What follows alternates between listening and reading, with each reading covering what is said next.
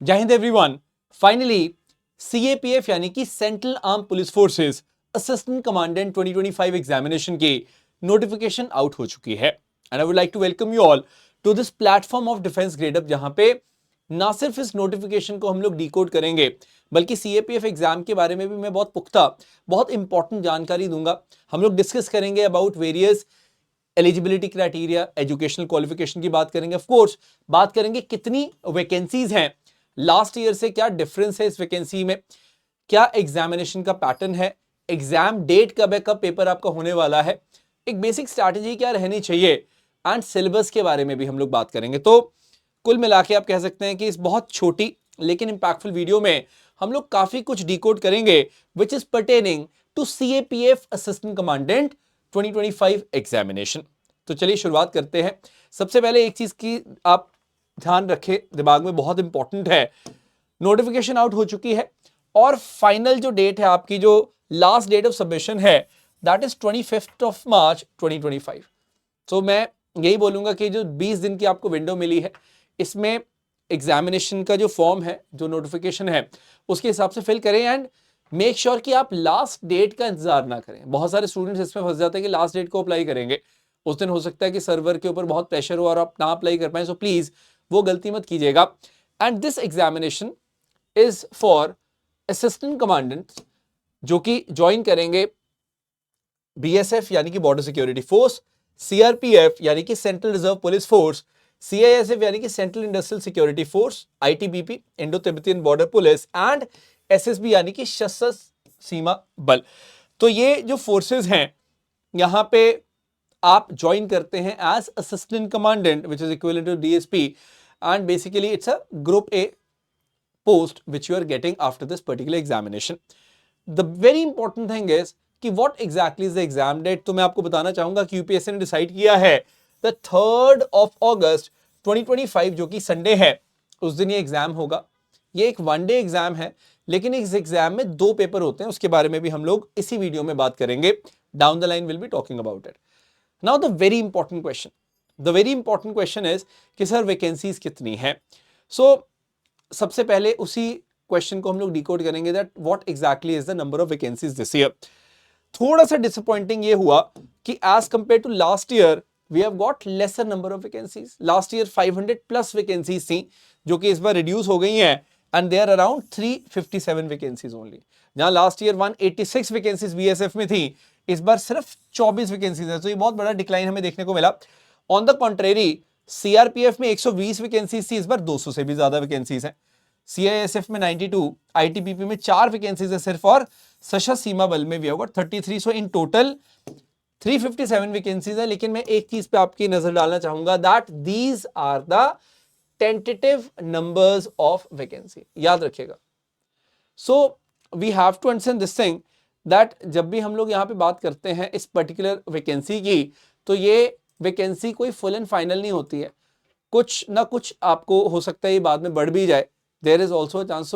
याद रखिएगा कि when we talk about the tentative examination number of the vacancies to be filled basically is this. So ये एक बहुत इंपॉर्टेंट चीज है एंड इनफैक्ट मुझे ऐसा लगता है कि नोटिफिकेशन का इंतजार सिर्फ इसलिए होता है बिकॉज हर एक स्टूडेंट को होता है कि वैकेंसीज कितनी आएंगी, बिकॉज नॉर्मली तो बाकी सारी चीजें तो कांस्टेंट ही हैं, सबको पता है कि एज क्राइटेरिया क्या है, all these kind of things. But हाँ, टेंटेटिव नंबर ऑफ वैकेंसीज जो है उसका एक इंतजार होता है। So it is 357, this is the number. Now one thing is very much clear, because vacancies का नंबर थोड़ा सा कम है इस साल, so you have to work really hard and in order to work hard you also need to know कि भाई हमने अपना एफर्ट लगाना कहाँ पे है।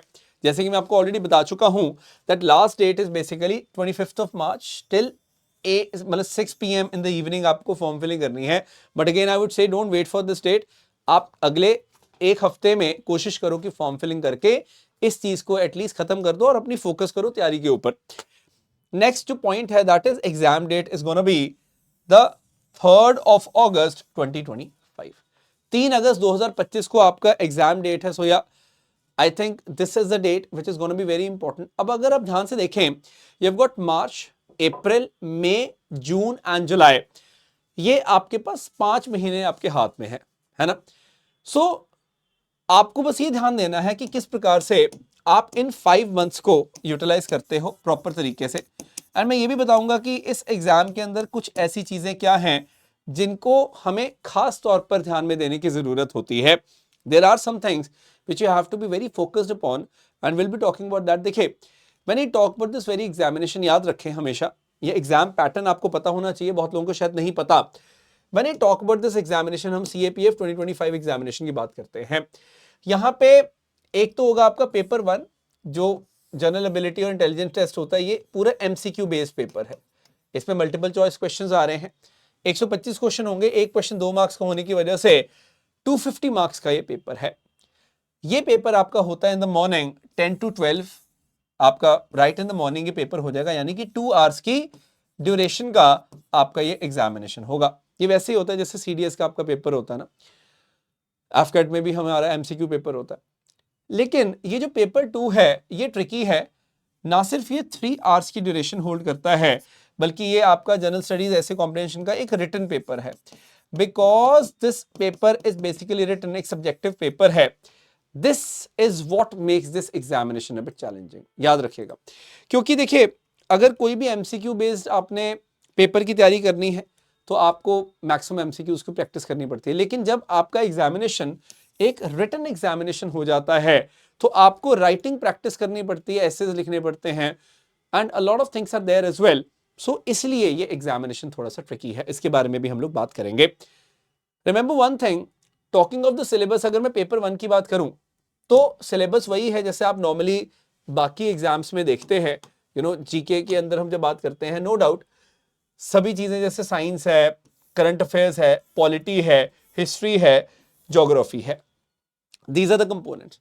लेकिन एक ट्रिकी पार्ट ये है कि यहाँ पे जनरल मेंटल एबिलिटी के भी आपके पास क्वेश्चंस हैं, यानी कि data interpretation, numerical ability, quant के बेसिक क्वेश्चंस आएंगे आपको, यानी कि बेसिक एमसीक्यूज आएंगे। तो ये चीज का ध्यान रखेगा कि लगभग आपको 120 क्वेश्चंस में से, बिकॉज यहाँ पे 125 क्वेश्चंस इन टोटल आपको आ रहे हैं, तो इनमें से आपको 15 से 18 क्वेश्चंस आ सकते हैं जनरल मेडिकल एबिलिटी के, यानी कि आपके क्वांट के, आपके एप्टीट्यूड के जो क्वेश्चंस हैं। सो ये आपको ध्यान देना है कि ये बहुत important question. So when we talk about CAPF paper 1, we have to understand one thing, that GS तो आपने पढ़नी ही है, बट उसके साथ साथ आपको आपका एप्टीट्यूड जो है उसके ऊपर भी काम करना है। ये कई बच्चे यहाँ पे गलती करते हैं, आपको नहीं करनी। सिंस GS की preparation is very important, so the channel on which you are watching this video, make sure you subscribe to that, because on this very channel we have started this series. अब इसमें हम क्या कर रहे हैं, different MCQs को practice करवा रहे हैं। So you can see Indian polity, current affairs, geography, ये जनरल साइंस की ये क्लासेस हो चुकी हैं। You can certainly check the playlist for that, and ये क्वेश्चंस की प्रैक्टिस है, आई एम श्योर आपकी भी जो तैयारी है वो और बेहतर होती है। Clear? Now secondly, the second dimension of CAPF is your paper 2.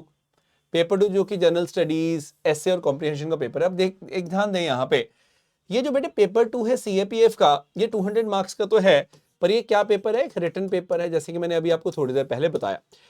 इसमें 80 मार्क्स का तो आपको ऐसे आ रहा है, जो कि आप इंग्लिश और हिंदी दोनों भाषा में से किसी में भी लिख सकते हैं। लेकिन the big important thing is, बाकी जितने भी इसके कंपोनेंट्स है 120 मार्क्स के, चाहे वो आर्गुमेंट्स हो, चाहे वो रिपोर्ट राइटिंग हो, चाहे वो रीडिंग कॉम्प्रिहेंशन हो, प्रेसी और English grammar, they are all to be attempted in English.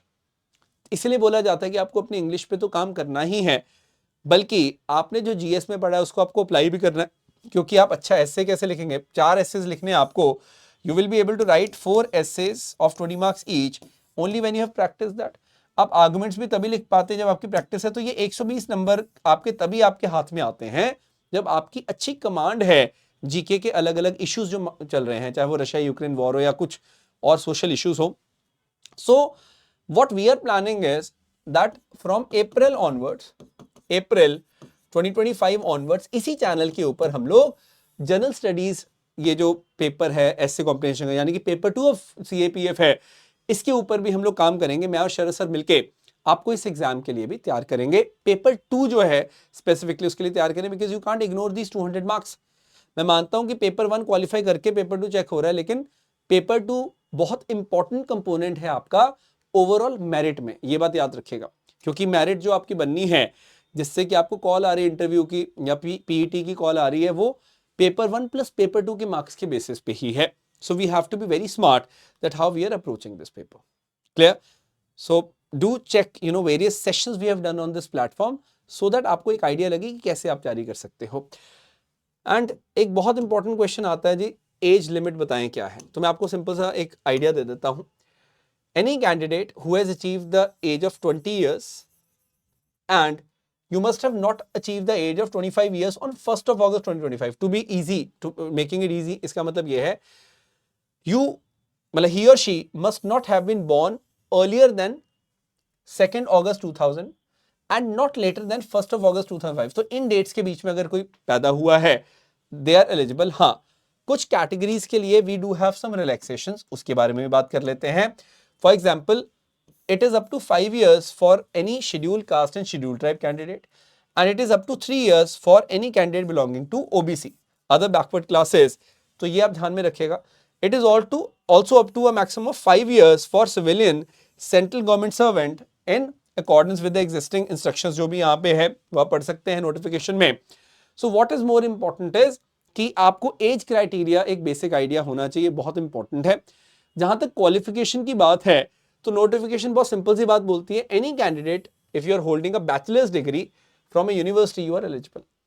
सो इसका मतलब ये है कि आपको कोई मिनिमम परसेंटेज नहीं है, मार्क्स जो चाहिए, आप बैचलर डिग्री होल्ड कर रहे हैं किसी भी यूनिवर्सिटी से, you are ready for this particular examination. Even final year candidates भी दे सकते हैं examination, that is also absolutely fine. Physical standards में बहुत डिटेल में नहीं जा रहा, पर मैं हाइट के स्टैंडर्ड्स आपको बता देता हूं बिकॉज ये बहुत इंपॉर्टेंट है.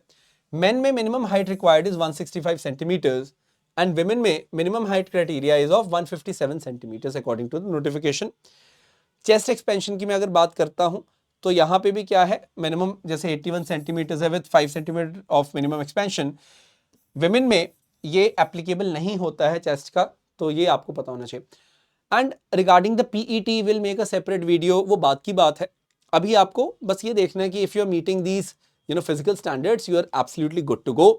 And ultimately और मेडिकल रिक्वायरमेंट जो भी हैं आईज का या बाकी कुछ भी अगर है उसके बारे में हम लोग बात कर लेंगे किसी और सेशन में भी.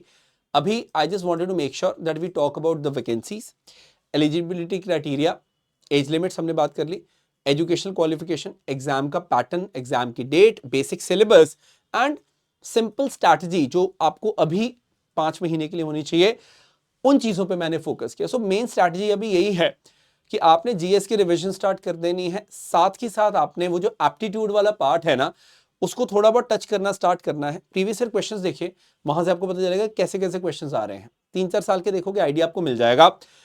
एंड हफ्ते में कम से कम 3 एसेज लिखना स्टार्ट करें.